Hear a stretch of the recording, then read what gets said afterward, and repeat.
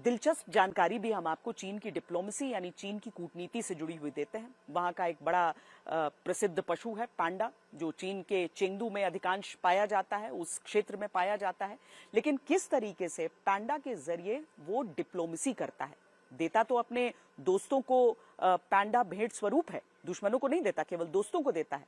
लेकिन उन दोस्तों से भी कैसे मोटी रकम वो वसूलता है, देखिए मेरी ये रिपोर्ट।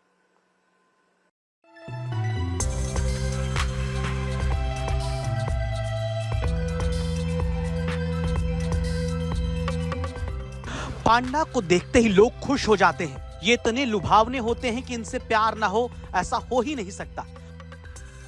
पांडा को देखते ही चीन का ध्यान आता है। ये पांडा का ही कमाल है कि चीन इसके जरिए अपनी छवि सकारात्मक और दोस्ताने देश के रूप में पेश करना चाहता है। इस वजह से चीन ने इस प्यारे और भोले भाले जानवर को वर्षों से अपना मित्रता का दूत बनाया है। चीन अपने रिश्ते सुधारने के लिए इन्हीं पांडा को वर्षों से तोहफे के तौर पर दूसरे देशों को देता आ रहा है।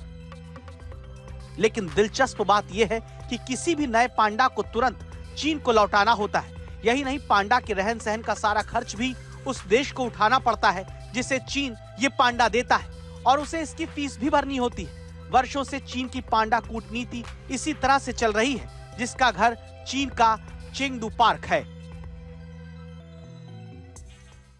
चाइना के चेंगडू स्थित पांडा पार्क में हम पहुंचे हैं। यहाँ पर 3 पांडा पार्क्स हैं, जो यहाँ पर इनफैक्ट आप कहीं भी देखेंगे तो आपको केवल पांडा ही पांडा नजर आएगा, चाहे बिलबोर्ड्स हों, चाहे की चेन्स हों, चाहे छाते हों, हर जगह आपको केवल पांडा ही पांडा बने नजर आएंगे। लेकिन एक बड़ा दिलचस्प सा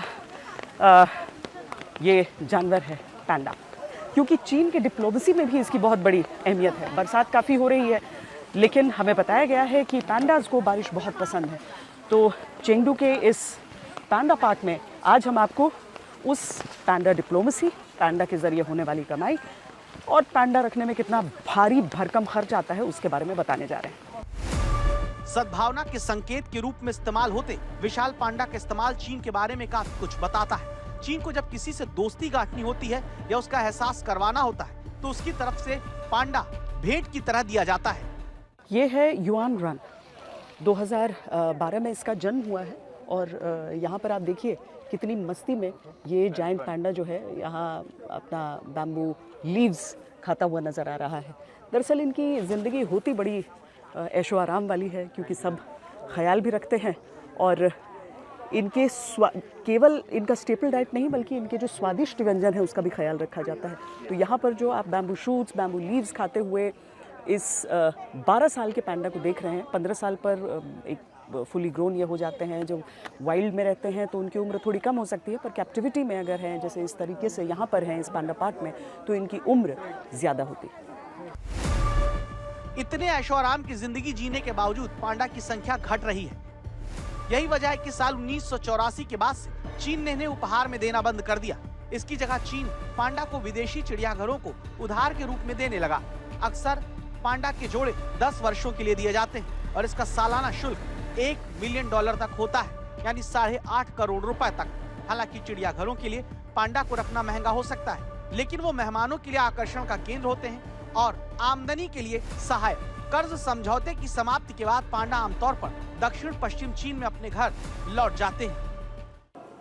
ये पांडा आपको यहाँ पर अपने एनक्लोजर में, जिसे उसका विला कहा जाता है, उसमें नज़र आ रहा है। इस तरीके के यहाँ पर 4 हैं, एक माँ है, 2 बच्चे बताए जा रहे हैं और उनके आकार से ही आप दरअसल समझ सकते हैं कि उनकी आयु कितनी होगी। 200 ग्राम के पैदा होते हैं, लेकिन बड़े होते होते वो 100 किलो को पार कर जाते हैं, लगभग 120 किलो तक पहुँचते हैं। तो पांडा दुनिया में कहीं भी पैदा हो उसे चीन को लौटाना पड़ता है।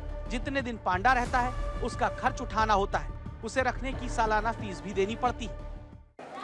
तो ये एक विला है, जो पांडा विला जिस तरीके का दिखता है। 4 जायंट पांडा इस समय इसके भीतर हैं और सारे लोग बाहर से एक झलक उनकी देख लेना चाहते हैं। बाहर बहुत ज़्यादा उमस बढ़ रही है, इसीलिए ये सब यहाँ पर अपने विला के भीतर आ चुके हैं। 1949 में अपनी स्थापना के बाद से पीपुल्स रिपब्लिक ऑफ चाइना ने अपनी अंतर्राष्ट्रीय छवि को मजबूत करने के लिए, आगे बढ़ाने के लिए पांडा कूटनीति का उपयोग किया। या तो सद्भावना पशु राजदूत के रूप में विदेशी चिड़ियाघरों को पांडा उपहार में देकर या फिर उधार देकर। इस तरह से ये प्यारा लेकिन भारी भरकम जानवर चीन के बारे में काफी कुछ बताता है।